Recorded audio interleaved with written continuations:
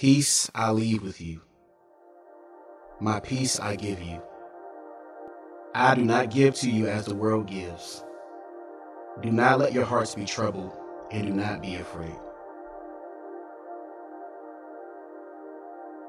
My name is Alonzo. In October 2010, I lost my sister to a mild heart attack due to complications to diabetes. I was in college when this all took place. It was about my sophomore year when all this happened. My sister already had diabetes when she was 12 years old, but of those years, she had 4 heart attacks, and she was fine after that. The doctors in place a defibrillator into her heart just to shock her heart every now and then. She was on the donors list. The doctor put her on, then the doctor took her off. The doctor put her on, then the doctor took her off. They felt like she wasn't taking care of herself, but she was doing everything that she could to manage her diabetes. Well, in the year 2010, she had her 5th heart attack. And from that heart attack, it kind of went downhill for my family and myself. That year, I had to take a break out of college just to deal with some family stuff when it came to that situation. During that time, it was very difficult. My parents wasn't really saying much to me about the situation. But when I took one trip home one time, we went to go see her in the hospital. And this day was like one of the hardest days of my life. I thought she was going to be okay. As I'm sitting there talking to my sister about how things are going, how she's going to get out of the hospital soon. In that process, my mother asked everybody to clear the room to talk to me and my brothers about the situation. And she began to tell us that, well, this is going to be kind of hard to tell you guys, but the doctor gave your sister 8 months to 12 months to live. In this process, it's like in your mind, like, what do you mean 8 to 12 months to live? In the back of my mind, I'm hearing the Holy Spirit tell me to trust me. And I'm just like, okay, trust you? What do you mean? I don't understand what's going on.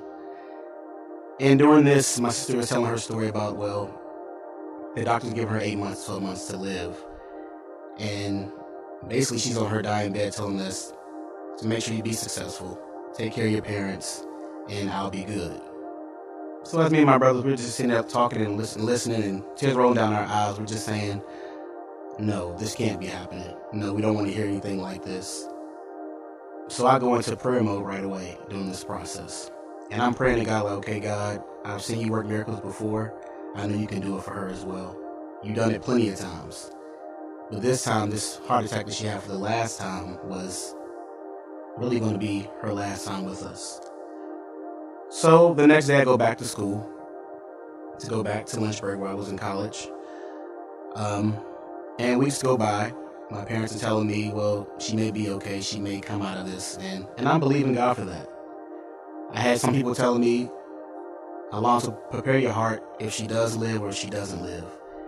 So the blow won't be as hard. But during the process, I heard God telling me again to trust me.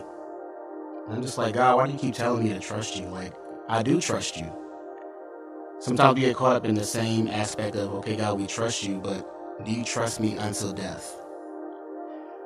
So I came back home. She was at Southern Maryland Hospital. And when I went there, she fell into a diabetic coma.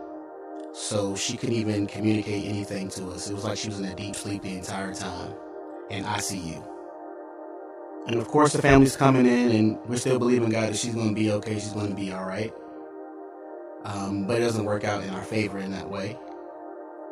So like a week later, I went back to school, believing that she's going to be all right. As I go back home, it fell on a Sunday. It was Halloween morning when we got the call that my sister had passed away.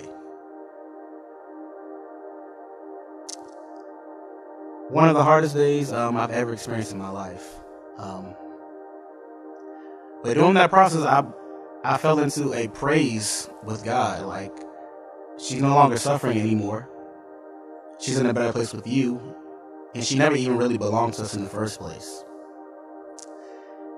And that morning, I was just like, okay, God, so this is what you meant by really trusting you. In this aspect, we see sometimes when it comes to death, you can either take the right road or you can take the wrong road. He always gives you a way of escape. Sometimes people take the wrong way and their lives trickle down. And I chose to follow him in the right direction. So that morning I went to church because I'm like, I can't stay home and sulk in this depression that my sister was gone, even though it hurts. But to God be the glory. You have to trust him no matter what. The fear of death is something that everyone is scared of, but in all honesty, death isn't scary once you're living with God. So,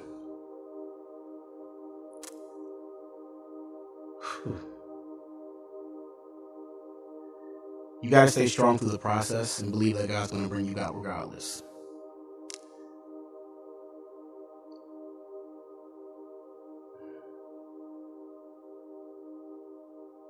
And trust him along the way.